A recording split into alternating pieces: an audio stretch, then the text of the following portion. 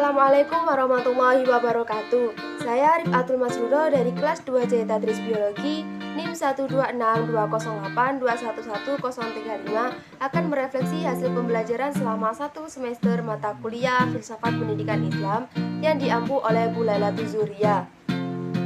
Dalam 1 semester ini, saya sudah mampu untuk memahami dan mengetahui secara teoritis mengenai materi filsafat pendidikan Islam. Materi yang pertama yaitu tentang filsafat pendidikan Islam, yaitu pembahasan tentang hakikat kemampuan muslim untuk dapat dibina, dikembangkan, dan dibimbing sehingga menjadi manusia yang seluruh pribadinya dijiwai oleh ajaran Islam. Filsafat pendidikan Islam ini berperan sebagai pondasi atau dasar proses pembelajaran yang akan diaplikasikan. Jika pendidikan menjadi dasar pelaksanaan tercapainya suatu tujuan, maka fungsi dari filsafat pendidikan Islam yaitu sebagai pedoman untuk pembelajaran itu sendiri. Ruang lingkup filsafat pendidikan Islam adalah masalah-masalah yang terdapat dalam pendidikan seperti tujuan pendidikan, masalah pendiri, masalah anak didik, kurikulum, metode, dan lingkungan. Materi yang kedua yaitu Tuhan dalam perspektif filsafat pendidikan Islam adalah sebagai tujuan pokok atau akhir pendidikan Islam. Dengan kesadaran tauhid yang benar, maka tujuan pendidikan yang berlandaskan ketuhanan akan menghasilkan individu yang paripurna, yaitu baik secara moral dan cerdas secara intelektual. Manusia dalam perspektif filsafat pendidikan Islam adalah sebagai hamba Allah dan khalifah di bumi. Alam semesta dalam perspektif filsafat pendidikan Islam bukan hanya sebagai tempat tinggal, melainkan sebagai tempat belajar bagi manusia. Materi yang kedua yaitu Tuhan dalam perspektif filsafat pendidikan Islam adalah sebagai tujuan pokok atau akhir pendidikan Islam dengan kesadaran tauhid yang benar. Maka tujuan pendidikan yang berlandaskan ketuhanan akan menghasilkan individu yang paripurna, yaitu baik secara moral dan cerdas secara intelektual. Manusia dalam perspektif filsafat pendidikan Islam adalah sebagai hamba Allah dan khalifah di bumi.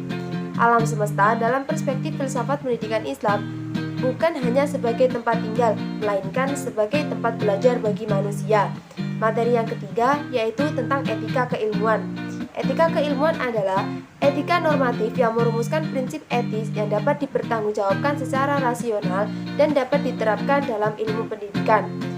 Etika keilmuan ini dibagi menjadi 3. Yang pertama, pragmatisme, yang kedua, positivisme, dan yang ketiga, etika pada zaman Renaissance dan humanisme. Materi keempat yaitu tentang seorang pendidik. Dalam Islam, tugas seorang pendidik dianggap mulia. Bahkan Allah menempatkan orang yang berilmu dan berilman di posisi lebih baik daripada manusia biasa. Tujuan dari pendidikan sendiri yaitu untuk menjadi media pengembangan potensi siswa dan mencerdaskan siswa. Sedangkan tujuan pendidikan Islam yaitu untuk mencapai kesempurnaan di dunia dan di akhirat. Materi yang kelima yaitu tentang pendidik.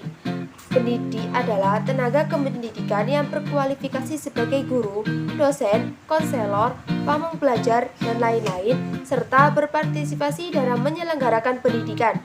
Seorang tenaga pendidik harus mempunyai profesionalitas, yaitu berupa kemampuan dan keahlian khusus di bidangnya, serta telah berpengalaman dalam mengajar dan berkompeten sesuai dengan kriteria pendidik yang profesional. Keutamaan seorang pendidik antara lain sebagai orang tua rohani bagi peserta didik dan selamat dari kutukan atau murka Allah. Sifat pendidik yang harus dimiliki yaitu memiliki rasa kasih sayang, lemah lembut, rendah hati, menghormati ilmu, menyenangi jihad, konsekuen antara ucapan dan perbuatan, serta sederhana. Materi yang keenam yaitu tentang hakikat peserta didik.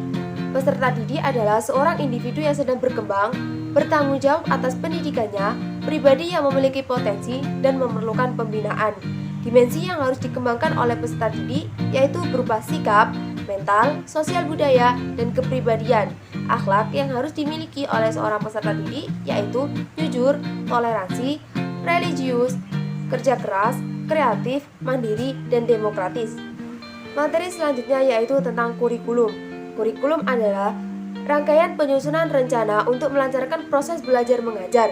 Dasar kurikulum yaitu berupa akidah, syariah, dan akhlak. Kemudian dijabarkan menjadi Islam, iman, dan ihsan. Ciri dari kurikulum pendidikan Islam yaitu menonjolkan pelajaran agama dan akhlak, memperhatikan pengembangan menyeluruh aspek pribadi siswa.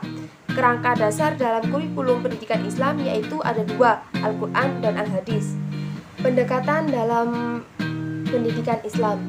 Pendekatan adalah konsep dasar yang mewadai, menginspirasi, menguatkan, dan melatari metode. Metodenya bisa berupa prosedur, cara, atau langkah-langkah. Pendekatan pendidikan Islam yaitu bisa berupa pendekatan filosofis, induksi-deduksi, sosiokultural, fungsional, dan emosional. Metode dalam pendidikan Islam bisa menggunakan metode ceramah, demonstrasi, inquiry, diskusi, dan lain-lain. Sedangkan ketika melaksanakan proses pembelajaran, metode yang digunakan bisa berupa metode ceramah, tanya jawab, demonstrasi, eksperimen, pemberian tugas, dan kerja kelompok. Selanjutnya, dasar pendidikan Islam yaitu ada dua, Al-Quran dan Al-Hadis. Pendidikan Islam ini bersifat universal, maksudnya pendidikan Islam tidak hanya mengajarkan tentang ketaatan beribadah. Tujuannya kesempurnaan di dunia dan di akhirat. Materi yang selanjutnya yaitu tentang evaluasi. Evaluasi adalah proses menentukan nilai berdasarkan acuan tertentu untuk mencapai tujuan. Objek evaluasi yaitu segala sesuatu yang menjadi titik pusat pengamatan. Tujuannya untuk mengumpulkan data dan membandingkannya dengan standar tujuan yang ingin dicapai sehingga bisa dijadikan sebagai dasar pengambilan keputusan. Fungsi evaluasi yaitu untuk mengukur tingkat keberhasilan suatu program termasuk metode yang dipakai, penggunaan sarana, dan pencapaian tujuan. Jenis evaluasi ada beberapa macam yaitu diagnosis, selektif, penempatan, formatif, dan sumatif.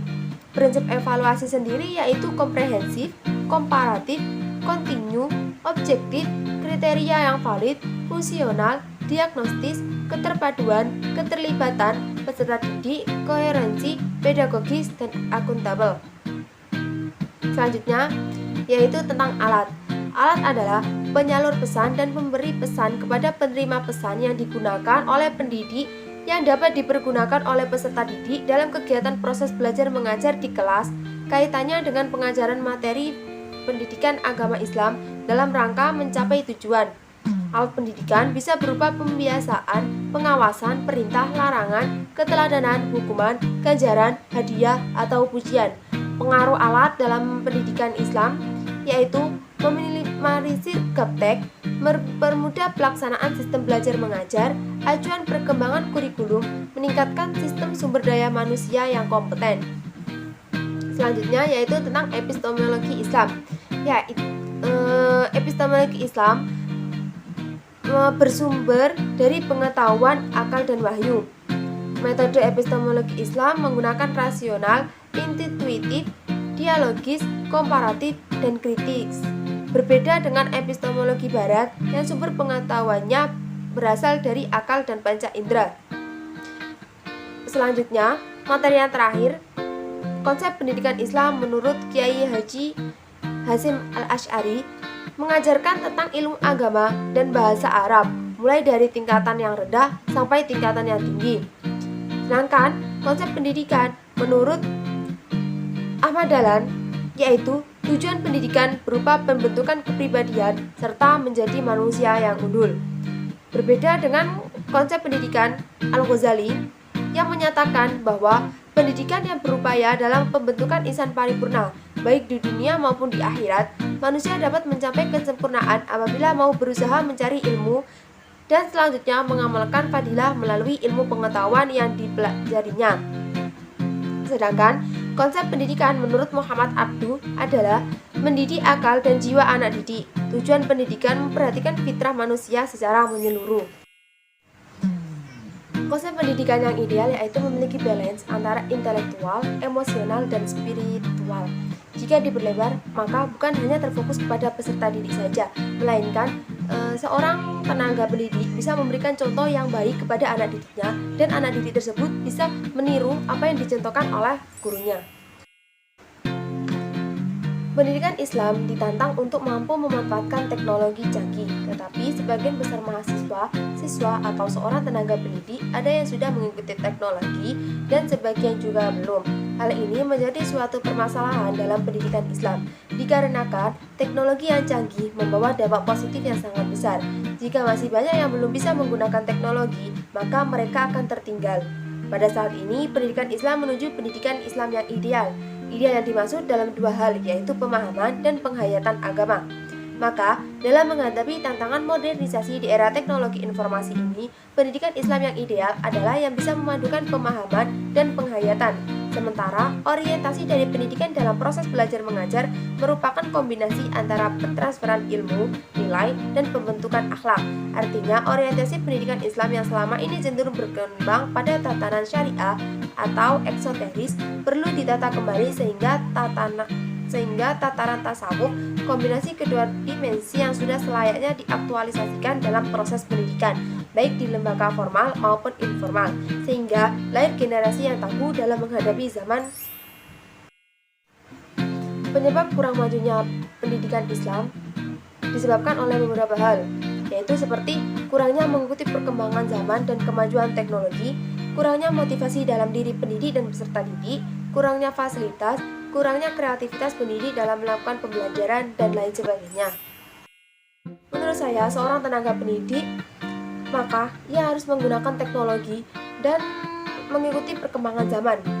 Hal itu dikarenakan seorang pendidik yang gaptek, dia akan menjelaskan materi tanpa ada suatu hal yang baru. Sedangkan seorang siswa atau seorang peserta didik memerlukan suatu inovasi yang sangat menarik agar dia tidak malas belajar atau dia tidak ada rasa jenuh di dalam kelas.